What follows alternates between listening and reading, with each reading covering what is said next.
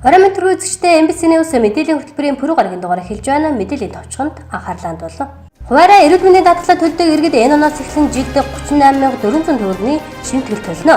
Улаан сумын харьхаа хөдөн тэрэмсийн чиглэлд бие техникийн арга хэмжээ авчээ. Алтан чимэг хандив тусалцаа үзүүлсэн иргэд аж ахуй нэгж байгууллагуудад талархсан сэтгэлээ MBC телевизээр дамжуулан илэрхийллээ. Амар санаа компани барьсан 30 айлын орон сууц ашиглалтанд орлоо. Улсын аймгийн Бохморын сум 2018 оны жилэтсийн мал тоолгоор 141,272 толгой мал тоолгосон байна. Эдгээр олон бусад мэдээллийн дэлгүүрэнгээд анхаарлаа хандуулна. Мэдээ эхэлж байна. 2019 оноос хөтөлбөрийн хөлсний доод хэмжээ 320 мянган төгрөг болж нэмэгдсэнтэй холбоотойгоор хуваараа эрүүл мэндийн даатгалын шимтгэлээ төлдөг иргэд сард хөтөлбөрийн хөлсний доод хэмжээний 1% буюу 3,200 төгрөгөөр эрүүл мэндийн даатгалын шимтгэлээ төлөх юм а. Засгийн газрын 401 тоод тогтоолын дагуу эрүүл мэндийн даатгалын шимтгэлийн хувь хэмжээг баталсан байна. 2019 онд эрүүл мэндийн даатгалын хувь хэмжээг ажил хийдэг албан даатгалагчийн хувь хэмжээг өөрчлөгдөөгүй байна. Харин хуваараа хөтөлбөр эрхлэгч иргэн малчин их дээд сургууль, коллеж, мэргэжлийн сургуулийн суралцагчид болон тгээс 18 насны хүүхэд эрүүл мэндийн даатгалын тухай хуулийн 6-гийн 1 12-т зааснаар хөтөлбөрийн хөлсний доод хэмжээ буюу 320 мянган төгрөгийн 1 хувиар сар болгон төлөх юм байна. Ингэснээр хуваараа эрүүл мэндийн даатгалын шимтгэлээ төлдөг иргэд сард 38,400 төгрөгөөр эрүүл мэндийн даатгалын шимтгэлээ төлөх юм а. 2019 онд засгийн газрын 401 тоо тогтоолын дагуу эрүүл мэндийн даатгалын шимтгэлийн хувь хэмжээг баталсан байгаа. За 2019 онд эрүүл мэндийн даатгалын шимтгэлийн хувь хэмжээний хувьд ажил хийдэг тийм ээ албан хаагчтай хувьд хэвэндээ байж байгаа. Харин өөрөө эрүүл мэндийн даатгалын шимтгэлээ төлдөг болон ажилгүй эргээд хуваараа хөтөлбөр эрхэлж байгаа иргэн малчин оюутан сургалтын шимтгэлийн хувь хэмжээнд өөрчлөлт орсон байгаа. За 19 оны 1 сарын 1-ээс хөтөлбөрийн хөлсний доод хэмжээ маань 320 мянга болж өөрчлөгдсөн тий. За энэний дагуу эрүүл мэндийн даатгалын шимтгэлийн хувь хэмжээ маань хөтөлбөрийн хөлсний доод хэмжээний 1% тэнцээ байхаар өөрчлөлт орж ирсэн байгаа. За ингээд сард 3,200 төгрөгийг эрүүл мэндийн даатгалын шимтгэлээ төлнө. Жилдээ 38,400 төгрөгөө эрүүл мэндийн даатгалын шимтгэлээ төлөхөөр өөрчлөлт орж ирсэн байж байгаа. За энэ өөрөө төлдөг малчин ажил хөтөлбөр эрхлээгүй иргэн хуваараа хөтөлбөр эрхэлж байгаа иргэд болон оюутан суралцагчид маань хагас бодно бүтэн жилээр эрүүл мэндийн даатгалын шимтгэлээ заашгүй төлөх шаардлагатай байна. За хагас жилийн төлбөр нь 19,200 болно. Бүтэн жилийн 38,400 төгрөгийг эрүүл мэндийн даатгалын шимтгэл төлөхөөр өөрчлөгдсөн байгаа. 2019 онд эрүүл мэндийн даатгалын сангаас Улсын аймгийн хэмжээнд нийт 50 орчим байгууллага гэрээ байгуулж ажиллахаар болсон байна. Төрөөмчийн 4 эмнэлэг, хувийн хвшлийн жаргалан, онш, ибажи, гэгэн булаг эмнэлгүүд эрүүл мэндийн даатгалын сантаа гэрээ байгуулж ажиллаж байна. За 2019 онд эрүүл мэндийн даатгалын сангаас Улсын аймгийн хэмжээнд нийтдээ 50 орчим байгууллагад гэрээ байгуулж ажиллахаар болсон байгаа. За төрийн эмчийн 4 эмнэлэг байж байгаа. Хувийн хвшлийн 4 эрүүл мэндийн байгууллагатай бид нар гэрээ байгуулахаар ажиллаж байгаа. За хуучин бол хувийн хвшлийн 2 эмнэлэг байсан тийм ээ. Жаргалан, онш эмнэлэгт эрүүл мэндийн даатгалаараа үйлчилдэг байсан бодоод одоо нэмэгдээд гэгэн булаг болон ибажи гэсэн 2 хувийн эмнэлэг маань энэ онд эрүүл мэндийн даатгалаар өөрчлөлтөөр орж ирсэн байгаа. За бид нар 19 онд мөн нийт 34 эмийн сантай эрүүл мэндийн даатгалын гэрээ байгуулж эмийн үеийн хөнгөлөлтийн үйлчлэгийг хөдөлгөхөр болж байгаа. Удаангом сумын хэмжээнд хуучин 11 эмийн сан байсан бол одоо 16 эмийн сан болж өөрчлөгдсөн. Шинээр эрүүл мэндийн даатгалаар үйлчлэгч 5 эмийн сан нэмэгдэж орж ирсэн байгаа. За сумын эрүүл мэндийн төвийн хариунд байж байгаа эмийн 18 сумын эргэлтийн эмийн сан маань эрүүл мэндийн даатгалын гэрээтэй ажиллахаар орж ирсэн байж байгаа. 2019 онд нийт 34 эмийн сантаа эрүүл мэндийн даатгалын гэрээ байгуулж эмийн хөнгөлөлтөд үйлчлэгийг үзүүлэхээр болж байна. Улаан сумын хэмжээнд хуучин 11 эмийн сан байсан бол шинээр 5 эмийн сан нэмэгдэж Улаан сумын хэмжээнд нийт 16 эмийн сан хөнгөлөлтөд өнөр үйлчилж байна. Дараагийн мэдээ өнгөрсөн жилүүдэд цас их орж идэж тэжээлгүй нулмаас зэрлэг амтад аргал янгар уулнаас бууж ирэх тохиолдлууд гарч байсан. Энэ үед сумдын засаг даргын тамгын газраас амьтдын байршил бүс нутагт бие техникийн арга хэмжээ авч ажилддаг. Тэгвэл Улаан сумын засаг даргын тамгын газар байгаль орчин тогтвортой хөгжлийн тасгаас харьхраа чиглэлд бие техникийн арга хэмжээ авч ажиллалаа. Нэгдүгээр сарын 7-8-ны өдрүүдэд Улаангом сумын засаг дарга Бүрөвжав байгаль орчин тогтвортой хөгжлийн тасгийн бүрэлдэхүүнтэй явж Улаангом сумын 2 дугаар багийн нутаг болох Баян Зуух, Зууны Мухар, Бүрүү хэмээх газруудад амьдарч байгаа зэрлэг ан амтан, буг марал, янгир ямаанд 450 кг хужир, давс шүү, 25 боодол өвс тавьж, биотехникийн арга хэмжээ авч, танил судалгаа хийж, малчтын өвлжилтийн байдалтай танилцж ажиллалаа. Өн түнчлэн 8 дугаар багийн нутаг болох Хүдэн, Тэрэмсийн чиглэлд амьдардаг янгир ямаанд биотехникийн арга хэмжээ авч ажиллалаа. За миний би ярахлуулсан байгаль орчны тогтвортой хөгжлийн тасаг маань жил болгоно биотехникийн аргаар байгалийн зэрлэг ан амтанд одоо өвсдөжэл хужир шүүгийн тавьдаг ажилтай байгаа. Энэ ажлаар Улаангом сумын 2 дугаар багийн Хархираагийн нутаг дэвсгэрт бидэнд яваад ирлээ. Одоо өнөөдөр Хүдэн Тэрэмсийн чиглэлд янгир ямаагаа тэнд бас биотехникийн аргаар өвсдөжэл хужир шүүгийн тавьж өгөх ажилд явах гэж байна. За 2 дугаар багийн нутаг дэвсгэр цасан бүрхүүл, багтаа, шүүрч гэсэн хонгор газраа нэлээд зузаан цастаа бусад халах амруудаар нь бол харьцангуй гайгүй. Баян бэлчээр бас жоохон нөөц нь багасж байна. Малч тэгтээ ямар ч байсан боломжийн хэмжээнд байна гэсэн саналуудтай байна. Тэгээд цаашид бол бид нэр бэлчээрийн талбайгаа нөөцлөх, бэлчээр ашиглалтын менежмент төлөвлөгөө гаргах, энэ тал дээр багийн иргэдийн нийтийн хурал дээр бас бид нэр шийдвэр гаргаж цаашид бэлчээр ашиглалтаа хадгалах, хамгаалах чиглэл дээр анхаарч ажиллах хэрэгтэй гэсэн юм чиглэлийг хийж байна. Тэгээд үнэтэй тарга нь сайхан үйлжиж байна. Жил бүрийн сар шинийн баярын өмнө багуудын иргэдийн нийтийн хурлыг малчтын хотон зохион байгуулж, нохой жилийнхээ ажил үйлсээ дүгнэж, тэргүүний сайжруулалтаа хүндэтгэл үзүүлдэг уламжлалтай. Улаангом сумын багуудын хурал 1-р сарын 27-ноос 2-р сарын 1-ний өдрүүдэд зохион байгуулагдана. Багуудын хурал бол 27-ноос 2 сарын 1-ний хооронд хуралдах ёстой гэсэн аймгаас тийм чиглэл ирсэн байгаа. Энэ дагуу бид нар сумын иргэдийн төлөөлөгчдийн тэргүүлэгт хуралдаж багуудынхаа товыг гаргана. Энэ жилийн багийн хурал бас цөөхөн хоногийн хугацаатай байгаа учраас бид нар бас тал чиглэлд бид нар бас хуваагдаж явах. Тийм ч учраас би 2 дугаар багийн нутаг дэвсгэртээ сая яваад үйлчлэлийн байдалтай танилцаад ирлээ. Одоо дараагийн хүнс орлогч даргаар ахлуулсан баг Хархираа баг руу гарах байх. Тийм учраас бас одоо урдчлаад хөдөөнийхөө 2 баг дээр бас яваад ажиллаад айл амтанд ороод саналуудын сонсоод явах чиглэлтэйгээр давхар юм ажлыг үүсгэж явж байна. Цаашид Улаангом сум бэлчээрийнхээ менежментийг сайжруулж, зөв хуваарлалт хийх бодлого баримтлах юм байна.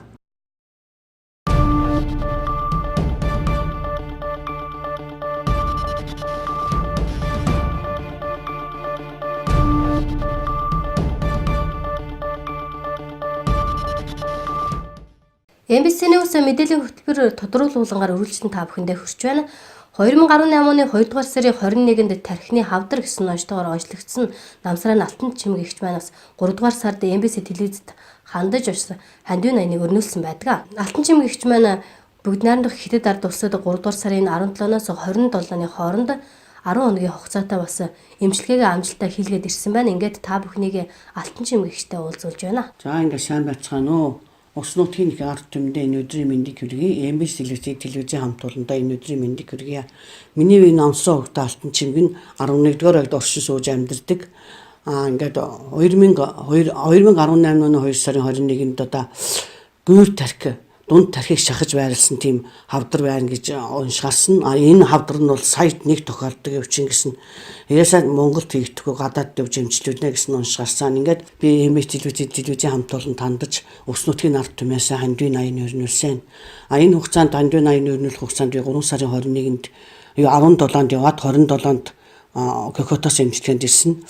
Одоо би нийт одоо 2 удаа явж байгаа. 8 удаа шаардлага хийлгэсэн гам эмчилгээ. Ингээ явсан.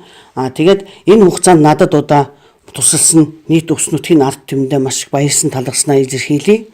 Надад хамгийн түрүүнд одоо маш их хандвийн 80 өрнүүлж өгсөн Увс аймгийн нэгдсэн нэмлэгийн хамт олондоо эрүүл мэндийн сайд Саран гэрэл, сангийн сайд Күрлбаатар, засаг дарга Бат сайхан нэгдсэн нэмлэгийн дурсгалууд даргатай хамт олондоо бүх ажилчдаа аюул мэндийн газрын утхан баяр даргатай хамт олон болно. Суйлахуун дарга Наран туяа, Янжин хорлоо, урлагч дарга Бүрөвжав, дотрийн ахлах сувилагч Зээ Эрдэнэцэг нартай тус их баярлсан бөгөөд үе үеийн ахмад настангууд сум дүндийн эрүүл мэндийн салбарын хамт олонд одоо маш их баярлсан. Сум дүндийн эрүүл мэндийн салбарын хамт олонныхаас надаас одоо 8 сумаас юм хандвийн 89 нь яг эрүүл мэндийн салбараас хамгийн одоо баруун түрүүн зүйнгөө ховд гих мэтчлэн яг 8 сумаас хандвийн 80-ны мөнгө төгрөг ирсэн. Би нийт 44 сая төгрөг над цугласан. Эхний удаа би улаан кокот руу явахдаа эмчээ авч явсан. Тэгээд хажууд нь нөгөө дагалдан хүмүүс авчиад 36 сая төгрөгийн эмчтэй хийлгэсэн. Ахаад би сая 10 сарын 5-аас 15-ны хооронд явахдаа 15 сая төгрөгөөр эмчтэй хийлгэсэн. Ингээд Увс нутгийнхаа ард түмэнд хамгийн гол нь би маш их баярлалаа гэдгийг хэлэх гэсэн юм. Ер нь бүх хүмүүс надад туссан бүх албан байгууллага ажилчид, албан хаагчид, найз нөхөд, төрөл төрөсөд одоо энэ захтар зогсож байгаа бизнесмэнүүд болон бүх Увс нутгийнхаа ард түмэнд, хөдөө орон нутгийнхаа ард түмэнд маш их баярлал талархснаа илэрхийлье. Тэгээд минь төвөнчлэн баптист цэмийн намт толон гэрэл над маш их тусалсан. Ингээд нийт ард түмэндээ баярлал талархснаа илэрхийлээд одоо ингээд миний биеийн байдал ерөнхийдөө гайгүй болоод байгаа. Одоо 3 жил тутамд ирнэ байнгын явж амжилуулж явах ёстой гэсэн шийдвэр гарсан. Тэгээ та бүхэндээ маш их баярлалаа. Та нартай эрүүл аз жаргал хамгийн сайхан бүхнийг хүсье. За ингээд алтан жим ихтэй ч гэсэн бас цаашдын амьдралд нь аз жаргал эрүүл хийх хүсье. Танай телевизийн хамт олонд надыг хамгийн түрүүн яг хандвийн 80-ны өрүүлж явах танай телевизийн хамт олонд надыг орж ич ингэж хандвийн 80-ыг өрнүүлж өгсөн. Танай телевизийн хамт олонд ажлын өндөр амжилт амьдралд нь хамгийн сайхан бүхнийг хүсэн яриа. Намсрын алтан жим гихчдээс туссан Үс аймгийн сайхан сэтгэлд иргэд болон аж ахуй нэгж албан байгууллагын хамт олон тус MBC телевизийн нэрийн өмнөөс баярлаж талархснаа илэрхийлье. MBC NEWS мэдээллийн хөтөлбөрөөр үргэлжлүүлэн хүлээн авч үзнэ.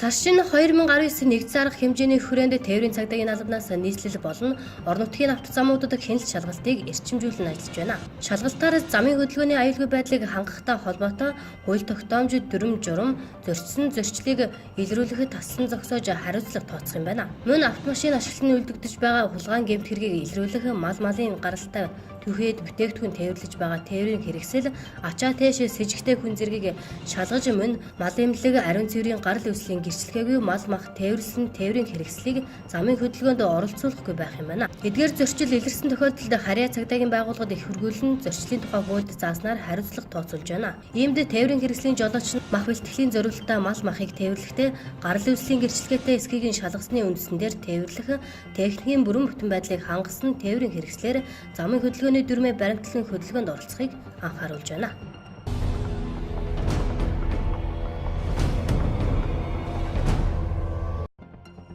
Хөтөлбөр нийгмийн хамгааллын сайдын 2016 оны тушаалаараа өвлийн морин уралдаан зохион байгуулахыг 5 дугаар сарын 1-ний хүртэл хориглосон байдаг. Энэ хугацаанд болж буй морин уралдаанд унаач хөөхөд оролцуулахгүй байх шийдвэр гарсан. Гэтэл Номтой Баяр хөтөлбөр нийгмийн хамгааллын сайдаар ажиллаж байхдаа энэ хугацааг нь өөрчилж өвлийн морин уралдаан зохион байгуулах хугацааг наашлуулж сар шинийн 1-ээс хойш уралдаан зохион байгуулахыг зөвшөөрөд байсан юм а. Харин хөтөлбөр нийгмийн хамгааллын сайд чин зэрэг 2017 онд Номтой Баяр сайдын тушаалыг хүчингүй болгож 5 дугаар сарын 1 хүртэл хурдан морины уралдаан зохион байгуулахыг хориглоод байгаа юм а. Энэ жил 5 дугаар сарын 1 хүртэл хугацаанд өвлийн морины уралдааныг зохион байгуулахгүй бага насны хүүхдийн эрх зөрчихгүй байх албан бичгийг засгийн газраас аймаг нийслэлийн засаг дарга нарт өргүүлжээ.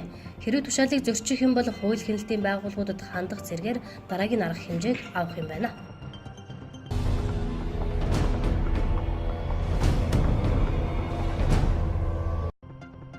Эдийн засгийн бодлогын өрсөлдөх чадварын судалгааны төвийнх нь 21 аймаг дахин ажилгүйчдийн тоог гаргажээ. Үүнд хөдөлмөрийн насны 100 хүнд ноогдох ажилгүй хүмүүсийн дүн тодорхойлсон байна. Орон нутагт амьдарч буй 100 хүн тутамд дунджаар 7-оос 9 ажилгүй иргэн ноогдож байгаа юм а. Төв аймагт хамгийн бага буюу 2, орхинд хамгийн их буюу 14 хүн одоогоор хөдөлмөр эрхлэхгүй байна. Хөдөлмөрийн насныханд 15-аас 60 хүмүүсийг хамруулдаг бөгөөд нийт ажилгүйчдийн 60 орчим хувийг 15-аас 34 насны залуус эзэлж байна. Дашрамдуулахад хагас жилийн өмнө гаргасан үндэсний статистикийн мэдээллээр нийт бүртгэлтэй ажилгүй иргэд өмнөх оны мөн үеэс 4.6 мянган хүнээр өмнөх сараас 3.3 мянган хүнээр буурч 22.5 мянган болжээ. Бүртгэлтэй ажилгүй иргэдийн 33.5 нь Улаанбаатарт, 20.5 нь Хангаан бүсэд, 17.8% нь Баруун бүсэд, 17.8% нь Төвийн бүсэд, 10.4% нь Зүүн бүсэд ноогдож байна.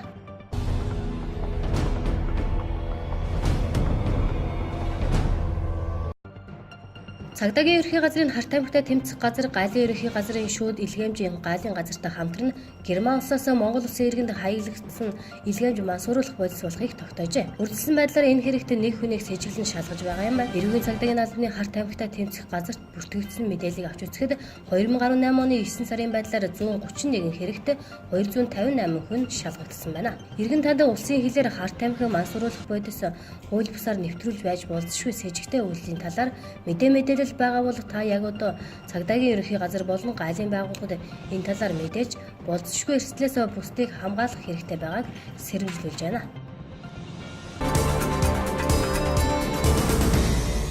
Дараагийн мэдээ 20 гаруй жилийн туршлагатай барилга өгсрэлтийн амар санаа компани 216 айлын өнөр хотхны барилгын ажлыг өнгөрсөн онд эхлүүлсэн байдаг.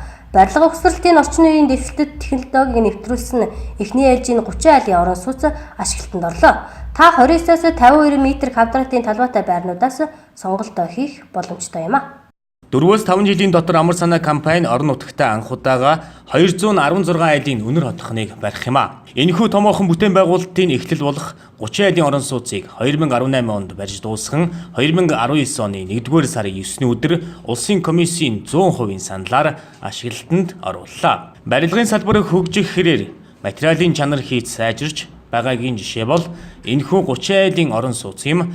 Тус барилга нь бүрэн каркасан хийцтэй, Орос улбаны улсад үйлдвэрлэсэн цонхтой, гадна тал тооцхон өнгөлгөөтэй, сүүлийн үеийн биометаллын парт, мөн түүнчлэн иргэдийн тавтухтай амьдрах орчныг бүрдүүлж, бүх байруудад нэмэлтээр уналттай таазыг хийж өгсөн байна. Өөдлөх айл үүднээсээ гэдэг тэгвэл 1-2 дугаар давхрын шатны хонглыг эко хавтнаар бүрж өгчээ.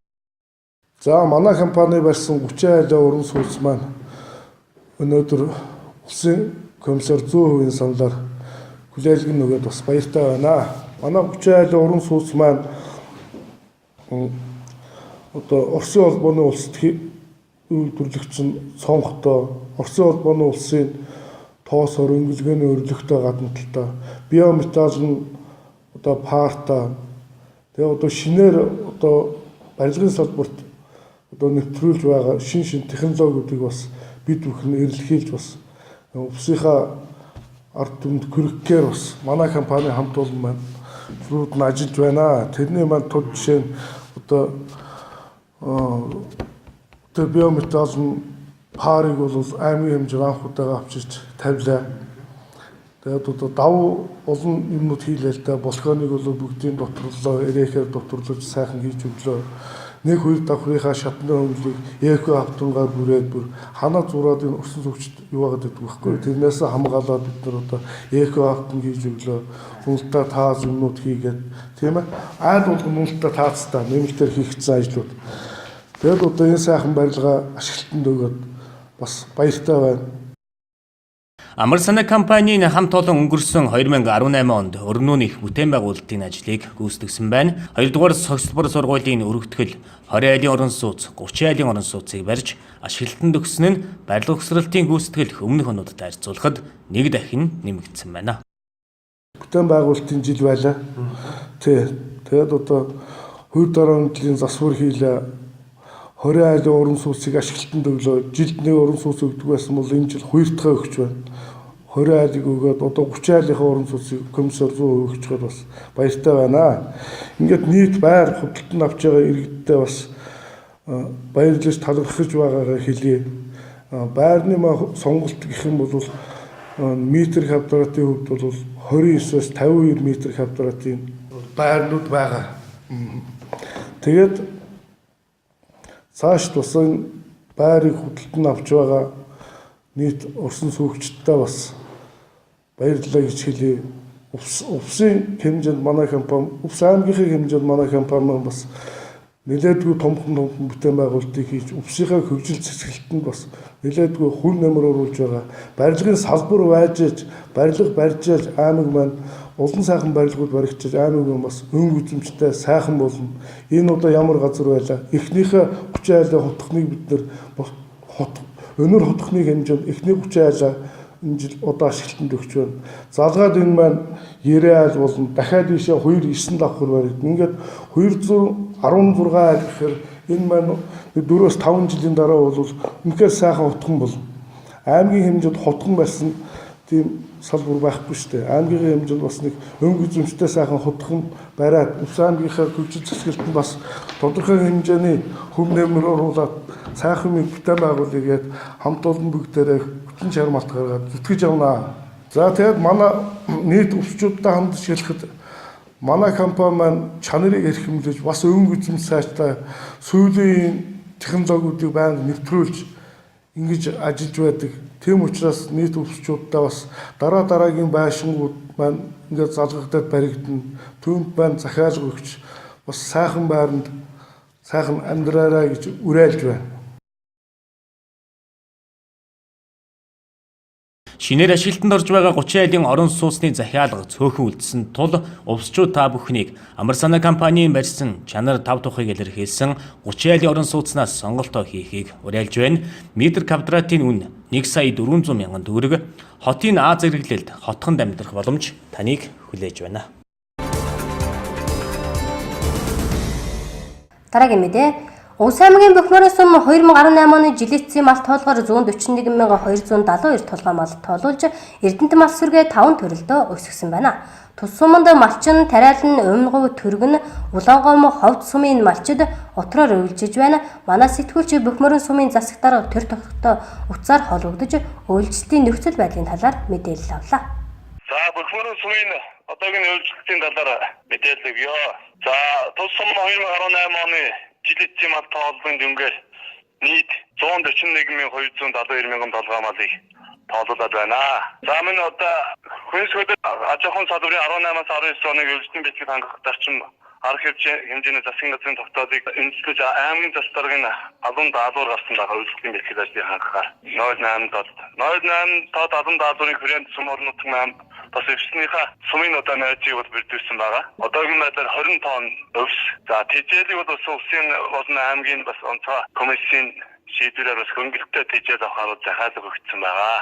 Бөхмөрийн сум жилэтцийн мал тоолгоор 141,272 толгой мал тоолж өмнөх оноос 6,427 тоогоор мал сүргээ 5 төрөлдөө өсгсөн байна. Тус суманд дотроор түргэн сумын 11 өрх, тариалан сумын 2 өрх, өмнөгөв сумын 2 өрх, ховд сумын 2 өрх, улаангом сумын 2 өрх, Баян-Улгийн аймгийн Ногоонуур сумын 900 гаруй бод мал отроор үйлчилж байна. Бөхмөрийн суманд одоогийн байдлаар жигэртэй баг, хараалтат багийн хойд хэсэг, ундны цасгүй, хараалтат багийн өмнөх хэсгээр цастай ч өвсний гарц тааруу байгаа тул хүйтнээрч эрс чангарч байгаа энэ үед хараар зутрах магадлалтай байна. За Бөхмөрийн сумын нутагт гадны талаар малчин өрхийн 11 өрх, тариалан сумын 2 өрх, өмнөгөв сумын 2 өрх, түргэн сумын 11 өрх, ховд сумын 2 өрх, улаангом сумын 2 өрх, Баян-Улгийн аймгийн одоо Ногоонуур сумын бараг 900 гаруй бод мал отроор одоо уйлжиж байна. За одоогийн байдлаар 3 жигэртэй баг, хөдөөгийн 2 хараалт баг, 2 багийн хэмжээнд хойд хэсэг үндний цасгүй, хараалт багийн өмнө хэсгээрээ цастаа. Өвсний одоо энэ жил одоо гарц бас өнгөрсөн жил гарц таараа байсантай холбоотой. За мөн одоо хүйтний эрч өөрөө өдрөд эрч чангарч байгаатай холбоотой хараа зутрах бас ер нь төлөв байдал гарч эхэлж байна. Цаашид ер нь цагаа гарын одоо урьдчилан төлөв байдал энэ 2 сардаа бас хүйтний эрч чангарч цаас өнөл ер нь өвчц одоо хөндөж болчихгүй гэдэг төлөв байдлыг цагуулын харуулаас бол мэдээллийг бол бас орон нутгийн багийн дарга нар бол бас өгч байгаа. Бид бүхэн ч гэсэн бас малчтай сая нэг сарын ихээр бас эргээд тавиад ирлээ. Хараа зүтгм төлөв байдал бол ер нь малчтай бас хэлж байна. Ер нь өвчтэйжэл сайн одоо сумынхаа нэрсэндгүй бол ер манайх бас хавар ер нь нэлээд хөндрөх төлөв байдалтай байдаг жил болгоно. За малчд одоо хожиж шүү өвчтэйжэл бол бас өөрсдийнхээ өрхийн хэмжээнд бол бас яг сумаас өгсөн албан даалгаврын дагуу хийж хэрэгжиж арга хэмжээ авсан байгаа. Бөхмөрийн сум ан амьтанд өвс тэжээл шүү хужир тавих ажлыг байгаль хамгаалах сангийн ажилтан болон ан агнуур хариуцсан төрийн бус байгууллагатай хамтран 1-р сарын 10-наас 20-ны хооронд хийхээр төлөвлөн ажиллаж байна. Мөн одоо ан амьтантай холбоотой хужир шүү тавих асуудал бас байгаль хамгаалах сангаараа ан агнуурыг хариуцж байгаа төрийн бус байгууллагатай биднээс хамтраад энэ сарын 10-наас 20-ны хооронд ан амьтантай хужир шүү ийм хөргөж тавихаар бас төлөвлөн ажиллаж байна. За жилэтийн мал тоолгоор 141,272. За 18 урд жил бол 134,000 496-аас нь бол 6000 одоо бараг 427 мянгаар нэмэгдсэн байгаа. Өмнөх жилээс. 5 төрөлтэй юу? 5 төрөлтэй. Малчид бол одоогийн байдлаар 3500 тонн өвс гарт ижил 100 тонн 100 хожирч 300 бэлчээрийн гаа ургацын хэмжээ 2.5 буюу бэлчээрийн хангамжийн хувь нь 74.2%-тай одоогийн байдлаар бас нэгцэл судалгаа гарсан байна. Яг ийм цаашид одоо шийдвэрлэх гол асуудал бол хамгийн гол нь тэжээлийн хөнгөлтэй нөхцлөөр бас тэжээлийн бас улсын онцгой комисс, аймгийн онцгой комисс бас нийлүүлэх тал дээр бас ард иргэд нэлээд сандыг бол тавьж байлаа. Өвсний өвчин манайх бол боломжтой бас одоогийн байдлаар бол бор өвчөө, цагаан өвчөө бас ингээ хадаад ажлын байгаа тавин иргэн маань бас ажлын байраар тэр хангалтад өрхийнхаа амжиргааг одоо ингээ дэвшүүлээд явж байна. Хүнс хөтөлбөрийн салбарын 2018-аас 2019 оны үйлчлэлийн бэлтгэл ажлыг хангах засгийн газрын тогтоолыг үндэслэж аймгийн засаг даргын тэг 8 тот албан даалгаврын хүрээнд 3500 тонн өвс, 100 тонн гарт тэжээл, 300 тонн хужир бэлтгэж авсан байна. Тус сумын малчид цаашид хөнгөлтөө нөхцлөөр тэжээл өвс авах саналыг сумын удирдлагад гаргасан байна. Энэ сумын ажилгүй 50 иргэнийг цагаан өвс хадуулж төрийн ажлын байраар ханган ажиллаж байна.